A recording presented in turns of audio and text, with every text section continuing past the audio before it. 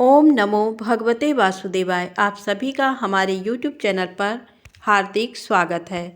पुत्रदा एकादशी व्रत कथा। भारतीय हिंदू संस्कृति में हर महीने की 11वीं तिथि को एकादशी का व्रत उपवास किया जाता है। ये तिथि अत्यंत पवित्र तिथि मानी गई है। प्रत्येक मास में 2 एकादशी तिथियां आती हैं, एक शुक्ल पक्ष और दूसरी कृष्ण पक्ष में। जो भक्त एकादशी का व्रत पूरे विधि विधान से करता है, उसकी समस्त मनोकामनाएं श्री हरि विष्णु शीघ्र ही पूरी करते हैं। आइए जानते हैं पुत्रदा एकादशी की व्रत कथा।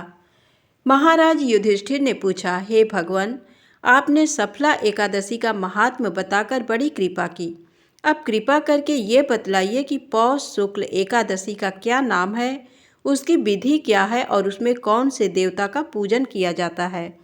भक्त वत्सल भगवान श्री कृष्ण बोले, हे राजन, इस एकादशी का नाम पुत्रदा एकादशी है। इसमें भी नारायण भगवान की पूजा की जाती है। इस चर और अचर संसार में पुत्रदा एकादशी के व्रत के समान दूसरा कोई व्रत नहीं है। इसके पुण्य से मनुष्य तपस्वी, विद्वान और लक्ष्मीवान होता है। इसकी मैं एक कथा कहता हूँ, सो तुम ध्यानपूर्वक सुनो। भद्रावती नामक नगरी में सुकेतुमान नाम का एक राजा राज्य करता था। उसके कोई पुत्र नहीं था। उसकी स्त्री का नाम सैब्या था।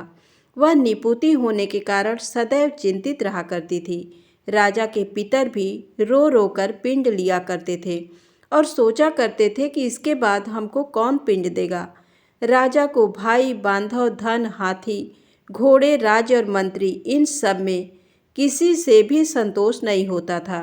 वह सदैव यही विचार करता था कि मेरे मरने के बाद मुझको कौन पिंडदान करेगा। बिना पुत्र के पितरों और देवताओं का ऋण मैं कैसे चुका सकूंगा। जिस घर में पुत्र ना हो उस घर में सदैव अंधेरा ही रहता है। इसलिए पुत्र उत्पत्ति के लिए प्रयत्न करना चाहिए। जिस मनुष्य ने पुत्र का मुख देखा है वह धन्य है। उसको इस लोक में यश और परलोक में शांति मिलती है, अर्थात उसके दोनों लोक सुधर जाते हैं। पूर्व जन्म के कर्म से ही इस जन्म में पुत्र, धन आदि प्राप्त होते हैं। राजा इसी प्रकार रात दिन चिंता में लगा रहता था। एक समय तो राजा ने अपने शरीर को त्याग देने का निश्चय किया, परंतु आत्मघात को महान पाप समझकर उसने ऐसा नहीं किया। एक दिन राजा ऐसा ही विचार करता हुआ अपने घोड़े पर चढ़कर वन को चल दिया तथा पक्षियों और वृक्षों को देखने लगा। उसने देखा कि वन में मृग, व्याघ्र, सुअर, सिंह, बंदर, सर्प आदि सब भ्रमण कर रहे हैं। हाथी अपने बच्चों और हथिनियों के बीच घूम रहा है। इस वन में कहीं तो गीदड़ अपने कर्कश स्वर में बोल रहे हैं, कहीं उल्लू ध्वनि कर रहे हैं। वन के दृश्यों को देखकर राजा सोच विचार में लग गया। इसी प्रकार आधा दिन बीत गया। वह सोचने लगा कि मैंने कई यज्ञ किए, ब्राह्मणों को स्वादिष्ट भोजन से तृप्त किया, फिर भी मुझको दुख प्राप्त हुआ। क्यों? राजा प्यास के मारे अत्यंत दुखी हो गया और पानी की तलाश में इधर उधर फिरने लगा। थोड़ी दूरी पर राजा ने एक सरोवर देखा। उस सरोवर में कमल खिले थे तथा सारस, हंस, मगरमच्छ आदि विहार कर रहे थे। उस सरोवर के चारों तरफ मुनियों के आश्रम बने हुए थे। उसी समय राजा के दाहिने अंग फड़कने लगे। राजा शुभ शकुन समझकर घोड़े से उतरकर मुनियों को दंडवत प्रणाम करके बैठ गया। राजा को देखकर मुनियों ने कहा, हे राजन, हम तुमसे अत्यंत प्रसन्न हैं। तुम्हारी क्या इच्छा है सो कहो। राजा ने पूछा, महाराज, आप कौन हैं और किस लिए यहाँ आए हैं? कृपा करके बताइए। मुनि कहने लगे कि हे राजन, आज संतान देने वाली पुत्रदा एकादशी है। हम लोग विश्व देव हैं और इस सरोवर में स्नान करने के लिए आए हैं। ये सुनकर राजा कहने लगा कि महाराज, मेरे भी कोई संतान नहीं है।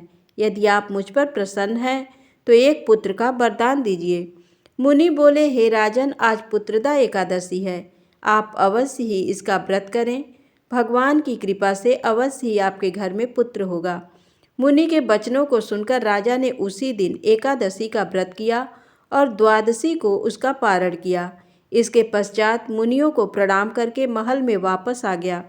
कुछ समय बीतने के बाद रानी ने गर्भ धारण किया और 9 महीने के पश्चात उनके एक पुत्र हुआ। वह राजकुमार अत्यंत शूरवीर, यशस्वी और प्रजापालक हुआ।